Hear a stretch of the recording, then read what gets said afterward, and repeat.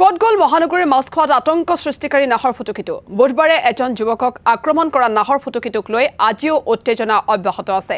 এখন নাওত লুকাই থকা নাহৰ ফুটুকিটো নিশা নীলাচল পাহাৰলৈ গতি কৰা বুলি অনুমান কৰিছে বন বিভাগে। নাহৰ ফুটুকিটোৰ অৱস্থিতি সন্দৰ্ভত বৰ্তমানেও নিশ্চিত নহয় বন বিভাগ।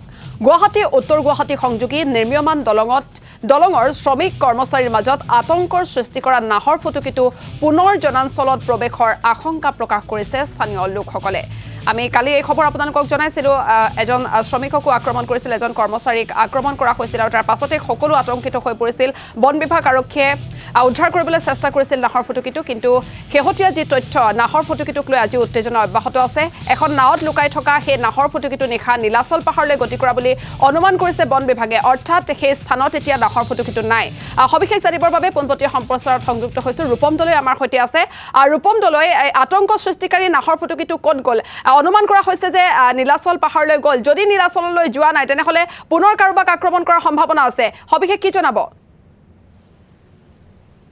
নিশ্চয়কৈ আইচেংফা চাওক, কালিৰ দিনটোত দেখিবলৈ পোৱা গৈছিলে বাঘটোৱে আক্ৰমণ কৰিছিলে এগৰাকী লোকক আৰু তাৰ পাছত সম্পূৰ্ণ পৰিৱেশটো আতংকময় হৈ পৰিছিল আৰু নিশা ইয়াত বন বিভাগৰ লোকসকলে পহৰা দিছিল, ট্ৰেংকুলাইজ কৰিবলৈ চেষ্টা অব্যাহত ৰাখিছিল, কিন্তু এতিয়ালৈকে ট্ৰেংকুলাইজ কৰিব তেওঁলোকে পৰা নাই।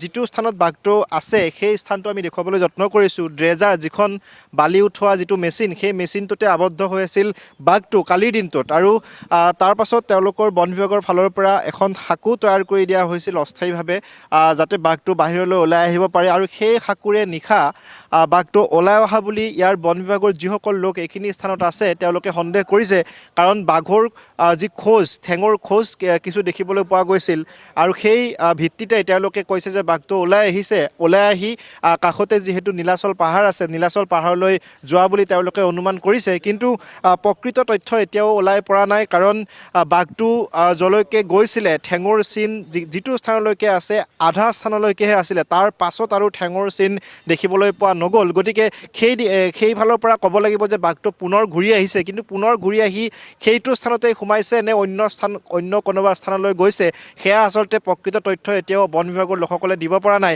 তাৰ সমান্তৰালভাৱে এটা কথা ক'ব লাগিব, যিটো মেচিন আছে বালি উঠোৱা মেচিন, সেই মেচিনটোৰে কাম চলি আছিলে যিহেতু উত্তৰ গুৱাহাটী উৰণ সেতুৰ, গতিকে সেই কাম এতিয়া তেওঁলোকৰ বন্ধ হৈ আছে, অৰ্থাৎ বালি উঠোৱাৰ যি কাম সেই কাম বন্ধ হৈ আছে। তাৰ সমান্তৰালভাৱে এই যিটো স্থানত আমি আছোঁ সেই স্থানটোত যিসকল লোক আছে তেওঁলোকৰ মাজত ভয় শংকা বৃদ্ধি পাইছে, কাৰণ যদি বাঘটো কোনোবা এটা স্থানত আছে তেতিয়াহ'লে পুনৰ বাঘটো ওলাই আহি কোনো লোকক আক্ৰমণ কৰিব পাৰে।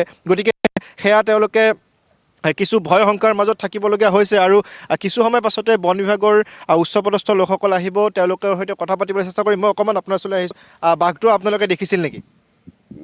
কালি তাতে অলপ দেখা গৈছিলে ডেজাৰৰ ভিতৰত। ৰাতি ওলাই অহাৰ কিবা তথ্য পাইছিল? তেনেকৈ পোৱা নাই, মানে ৰাতি আন্ধাৰ হৈ থাকে এনেকৈ ধৰিব পৰা নাই। খোজ পাইছিল নেকি? ৰাতিপুৱা খোজ কেইটামান পোৱা গৈছিল, সৰু ডাঙৰ, এতিয়া ধৰিব পৰা নাই বাঘৰ নেকি, কনফাৰ্ম হ'ব পৰা নাই যে ওলাই গ'ল নেকি নে খোজকেইটা বাঘৰ নেকি, এতিয়া এক্সপাৰ্টে চাব।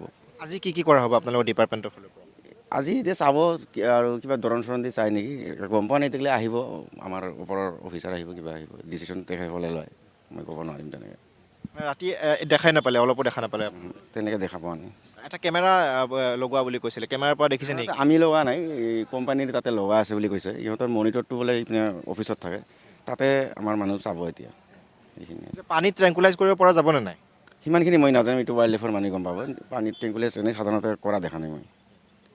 নিশ্চয়কৈ এয়া আছিলে বন বিভাগৰ লোক, আৰু ট্ৰেংকুলাইজ কৰাৰ কথা বন বিভাগৰ ফালৰ পৰা কোৱা হৈছে, অৰ্থাৎ কালিৰ দিনটোত ট্ৰেংকুলাইজ কৰিবলৈ তেওঁলোকে চেষ্টা কৰিছিল, কিন্তু যিটো স্থানত আচলতে ড্ৰেজাৰখন আছে, অৰ্থাৎ বালি উঠোৱা মেচিনটো আছে, সেই স্থানতে যিহেতু বাঘটো আছে সেইটো স্থানত ট্ৰেংকুলাইজ কৰিব পৰা নাযায়, কাৰণ তাত পানী আছে। গতিকে চিৰিয়াখানাৰ পৰা যি এক্সপাৰ্ট টীম আছে সেই এক্সপাৰ্ট টীম ইয়ালৈ আহিব কিছু সময় পাছতে, আৰু তেওঁলোকে গোটেই বিষয়টো চাব কেনেধৰণে বাঘটো উদ্ধাৰ কৰিব পাৰি, কাৰণ যদিহে পানীত ট্ৰেংকুলাইজ কৰিবলগীয়া হয় তেতিয়াহ'লে পানীত পৰি বাঘটো মৃত্যুমুখত পৰাৰ যি আশংকা সেই আশংকা কৰিব পাৰে। গতিকে সেইকাৰণে দেখিবলৈ পোৱা গৈছে যে ট্ৰেংকুলাইজ কৰাৰ ব্যৱস্থাও তেওঁলোকে বিকল্প ব্যৱস্থাৰ সন্ধান কৰিব লাগিব, আৰু কালিৰ দিনটোত যিটো স্থানেৰে বাঘটো ওলাই আহিছিল সেই খোজ কিছু আমি দেখুৱাবলৈ যত্ন কৰিম, কাৰণ ঠেঙৰ খোজ দুটা স্পষ্ট হৈছে, এটা সৰু বাঘ আৰু এটা ডাঙৰ বাঘ, অৰ্থাৎ পোৱালি আৰু মাইকী বাঘ থাকিব পাৰে বুলি তেওঁলোকে সন্দেহ কৰিছে বন বিভাগৰ ফালৰ পৰা, আৰু খোজো কিছু পৰিমাণে পাইছে। আমি দেখুৱাবলৈ যত্ন কৰিম। এইসমূহ হৈছে বাঘৰ খোজ আৰু এই খোজৰ পৰা তেওঁলোকে অনুমান কৰিব পাৰিছে যে বাঘটো ওলাই আহিছিল কিন্তু ওলাই আহি পুনৰবাৰ সেই স্থানলৈ গৈছে নে অন্য কোনো স্থানলৈ গৈছে সেয়া কিন্তু তেওঁলোকে এতিয়াও নিশ্চিত তথ্য দিবলৈ পৰা নাই কাৰণ কাষতে যিহেতু নীলাচল পাহাৰ আছে নীলাচল পাহাৰলৈ গতি কৰিব পাৰে কিন্তু এটা কথা ক'ব লাগিব আধা স্থানলৈকে গৈ ঠেঙৰ খোজ তেওঁলোকে লাভ নকৰিলে গতিকে সেইফালৰ পৰা ক'ব লাগিব বাঘটো হয়তো পুনৰ ঘূৰি আহিছে পুনৰ ঘূৰি আহি কোনটো স্থানলৈ গৈছে সেয়া কিন্তু এতিয়াও নিশ্চিত তথ্য তেওঁলোকে দিব পৰা নাই আমি দেখুৱাবলৈ যত্ন কৰিছোঁ তেওঁলোকৰ কাম এতিয়া বন্ধ হৈছে অন্য দিনা হ'লে এই যিটো মেচিন আছে ড্ৰিজাৰ আছে সেই মেচিনটোৰে আচলতে তেওঁলোকে কাম অনবৰতে চলি থাকে বা কাম কৰি থাকে কিন্তু আজি কালিৰ পৰা যেতিয়াৰ পৰা ইয়াত বাঘটোৱে বিচৰণ কৰিছিল সেই স্থানৰ পৰা কিন্তু এতিয়ালৈকে তেওঁলোকে কাম কৰিব পৰা নাই আৰু এইখিনি মতে আমি দেখুৱাইছোঁ যে আতংকই বিৰাজ কৰিছে এইসকল লোক শ্ৰমিক লগতে অন্যান্য যি লোক আছে তেওঁলোকে এই ধৰণে ইয়াত আহি উপস্থিত হৈছে মই অকণমান আপোনাৰ চলাই আহিছোঁ ভয় লাগিছে নাই যিহেতু এতিয়াও ভয় লাগিছে যথেষ্ট কামবিলাকো বন্ধ হৈ আছে যাবলৈ ভয় লাগিছে এতিয়া কি লয় ব্যৱস্থাটো এতিয়া চৰকাৰে গতিকে কামটো কৰিব পৰা নাই কালি নাই মানে কালিৰ পৰা কামটো বন্ধ হৈ আছে এতিয়া চাই লওঁ কি কৰে বন বিভাগৰ লগত আপোনালোকে কথা পাতিছিল নে মই কথা পতা নাই এতিয়া কি কৰে এতিয়া আহিছে সুধি লওঁ বস্তুবিলাক নিশ্চয় এইসকল হৈছে ইয়াত যিসকল কৰ্মৰত সেই কৰ্মৰত শ্ৰমিক কিন্তু তেওঁলোকে এতিয়াও আচলতে কাম কৰিব পৰা নাই কাৰণ এই যিটো স্থানত এই বাঘটোৱে বিচৰণ কৰিছিল সেই স্থানটোত এতিয়াও সম্পূৰ্ণ আতংকময় পৰিৱেশে বিৰাজ কৰিছে শ্ৰমিকসকল ইয়াৰ পৰা আঁতৰি গৈছে ইয়াত কেৱল বন বিভাগৰ লোক আৰু দুই এগৰাকী ইয়াৰ শ্ৰমিকৰ যি বিষয়া সেই বিষয়াসকল ইয়াত আছে গতিকে যদিহে বাঘটো আজি ইয়াৰ পৰা ট্ৰেংকুলাইজ কৰিব পৰা নাযায় তেতিয়াহ'লে হয়তো আৰু পুনৰ আতংক বৃদ্ধি পাব আৰু এটা সমান্তৰালভাৱে এটা কথা ক'ব লাগিব যিটো মেচিন আছে সেই মেচিনটো বালি উঠোৱা মেচিন যদি সেই মেচিনটোৰ তললৈকে বাঘটো গুচি যায় হয়তো বাঘটো মৃত্যুমুখত পৰিব পাৰে গতিকে বন বিভাগে বিকল্প ব্যৱস্থাৰ সন্ধান কৰিব লাগিব বিকল্প ব্যৱস্থাৰ সন্ধান কৰি অতি শীঘ্ৰেই বাঘটোক ট্ৰেংকুলাইজ নাইবা ইয়াৰ পৰা উদ্ধাৰ কৰাৰ যি ব্যৱস্থা সেই ব্যৱস্থা কৰিব লাগিব তেতিয়াহে আচলতে বাঘটো মৃত্যুমুখৰ পৰা বচাব পাৰিব যদিহে বাঘটো সেই স্থানত এতিয়াও সোমাই থাকে তেতিয়াহ'লে যে বাঘটো মৃত্যুমুখত পৰিব সেয়া নিশ্চিত কিন্তু এতিয়ালৈকে প্ৰায় এতিয়া 9 বাজি গ'ল এতিয়ালৈকে কিন্তু বন বিভাগৰ উচ্চপদস্থ বিষয়া নাইবা এক্সপাৰ্ট টীম এতিয়ালৈকে আহি ইয়াত উপস্থিত হোৱা নাই তেওঁলোকে অতি শীঘ্ৰে আহি বাঘটো ইয়াৰ পৰা উদ্ধাৰৰ ব্যৱস্থা কৰিব লাগে কাৰণ যিটো স্থানত বাঘটো আছে অতি আচলতে এটা মেচিন আৰু সেই মেচিনটোৰ মাজলৈ যদি বাঘটো সোমাই যায় সেয়া তেতিয়াহ'লে হয়তো মৃত্যুমুখত পৰিব পাৰে গতিকে অতি শীঘ্ৰে উদ্ধাৰৰ ব্যৱস্থা কৰাটোহে অতিকৈ প্ৰয়োজনীয় আপোনাক এই মুহূৰ্তত ধন্যবাদ জ্ঞাপন কৰিছোঁ আপুনি শেহতীয়া তথ্য জনালে আৰু এই মুহূৰ্তত আমি পৰিৱেশ দৰ্শকসকলক দেখুৱালোঁ নাহৰ ফুটুকিটো সেই স্থানতে আছে নে সেই স্থানৰ পৰা ওলাই গ'ল সেয়া বৰ্তমানো নিশ্চিত নহয় খোজ দেখিবলৈ পোৱা গৈছে বাঘৰ খোজ দেখিবলৈ পোৱা গৈছে বাঘটো ওলাই অহাৰ খোজ যদিও স্পষ্ট হৈছে কিন্তু ওলাই প্ৰকৃততে আহিছে নাই সেই কথা বন বিভাগে নিশ্চিত কৰিব পৰা নাই